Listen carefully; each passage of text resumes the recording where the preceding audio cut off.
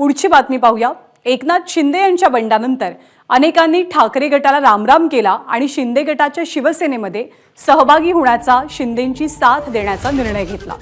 यामध्ये रामदास कदमांचाही समावेश होता। 52 वर्ष पक्षामध्ये काम केल्यानंतर पक्ष का सोडावा लागला हे सांगताना रामदास कदम ढसाढसा रडले सुद्धा होते। त्यावेळी उद्धव ठाकरे कसे वाईट आहेत आणि भाजप कशी चांगली आहे याचे दाखलेही त्यांनी दिले।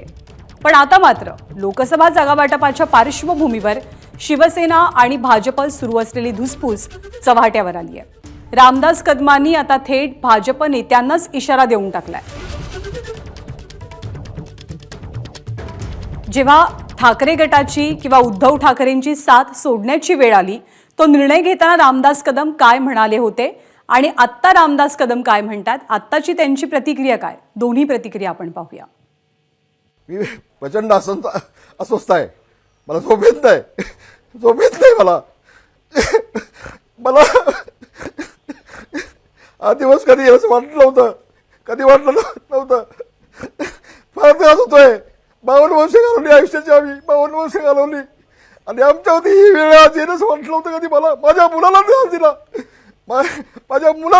माझ्या मुलाला आयुष्यात उठवण्याचा प्रयत्न केला, काय नसताना मला उद्ध्वस्त करण्याचा प्रयत्न केला।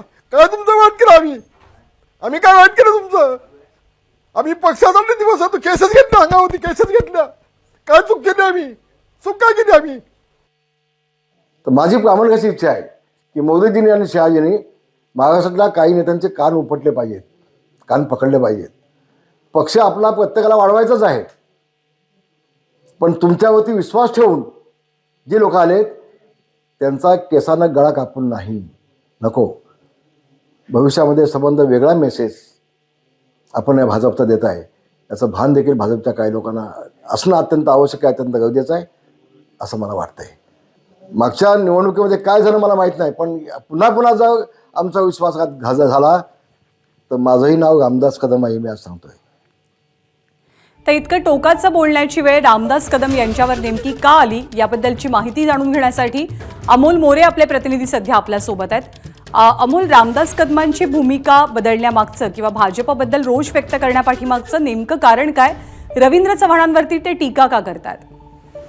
आनंदा, ह्या सगळ्या जेव्हा घडामोडी आपण बघतो किंवा रामदास कदमांची जी रिएक्शन आहे किंवा त्यांनी जी आता प्रतिक्रिया दिलेली आहे ती जर पाहिली तर यातून एक सगळ्यात मोठा पहिला प्रश्न उभा राहतो, तो म्हणजे महायुती, अर्थात शिवसेनेत म्हणजे महायुतीतले शिवसेना आणि भाजप यांच्यामध्ये अंतर्गत धुसफूस आहे का, खतखत आहे का, याचं जर कारण बघायला गेलं आता आपण तर आपल्या सर्वांना माहिती आहे की रत्नागिरी, सिंधुदुर्ग ही लोकसभेची जागा असेल किंवा राज्यातल्या इतर काही 2-3 प्रमुख ज्या लोकसभेच्या जागा आहेत त्यावरती भाजपनं केलेला दावा, भाजप सुरू असलेली तयारी आणि एकंदरीत शीट शेअरिंगचे जे काही आकडे आहेत लोकसभेचे ते जे समोर येत आहेत त्यावरून हे जुने जाणते नेते आहेत जे कुठंतरी एकनाथ शिंदेसोबत गेले, उद्धव ठाकरे यांची साथ सोडून। आणि साधारणपणे ज्यावेळेस कोकणातल्या काही प्रमुख नेत्यांशी आम्ही बोलतो किंवा खासगीमध्ये काही बोलणी होतात त्यावेळी त्यांची अपेक्षा एक असते की त्या ठिकाणी आम्ही जिंकलेलो आहोत, त्या ठिकाणी जागाही आम्हाला मिळायला हवी किंवा आमचं कोकणात शिवसेनेचं प्राबल्य आहे। आणि असं असताना कुठंतरी आत्ता सत्तेत असलेलं भाजप शिवसेनेच्या या बालेकिल्ल्यात किंवा शिवसेने ज्या ठिकाणी ताकद त्या ठिकाणी स्वाभाविकपणे काम करताना दिसून येते। अर्थात रामदास कदम यांनी रवींद्र चव्हाण यांचा उल्लेख केला, तर ज्या वेळेला आपण तिथल्या काही पदाधिकाऱ्यांशी बोलतो तेव्हा त्यांच्याकडून देखील ही खतखत खासगीमध्ये व्यक्त केली जाते की कुठेतरी विकास कामं तर होत आहेत पण या ठिकाणी आम्हाला डावललं जातंय का, आणि याचा धोका स्वाभाविकपणे मतदारांना म्हणजे याचा धोकाच असतो। जे कोणी लोकप्रतिनिधी असतील विद्यमान त्यांना स्वाभाविकपणे काही प्रमाणात त्रास निर्माण होत असतो, अशी त्यांचं खासगीमध्ये त्यांचं मत असतं। त्यामुळे विकास कामं होत असताना आम्हाला डावललं जाणं किंवा काही अंतर्गत घडामोडी ज्या असतात ज्या ठिकाणी आम्हाला दुर्लक्ष केलं जातं, डावललं जात आहे, ही भावना या ठिकाणी तर नाहीये ना, अशा प्रकारची रिएक्शनच्या कार्यकर्त्यांची असते।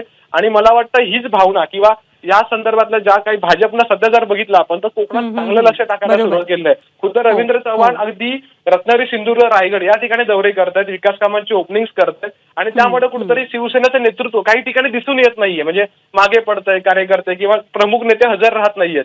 आणि बरोबर, म्हणजे एक प्रकारे अस्वस्थतेतनं, इनसिक्युरिटी मधनं रामदास कदमांनी हे वक्तव्य केल्याचं बोललं जात आहे आणि रामदास कदमांच्या बदललेल्या भाषेबद्दलही बऱ्याच चर्चा रंगल्यात। अमोल, धन्यवाद या माहितीबद्दल। एबीपी माझा, उघडा डोळे बघा नीट।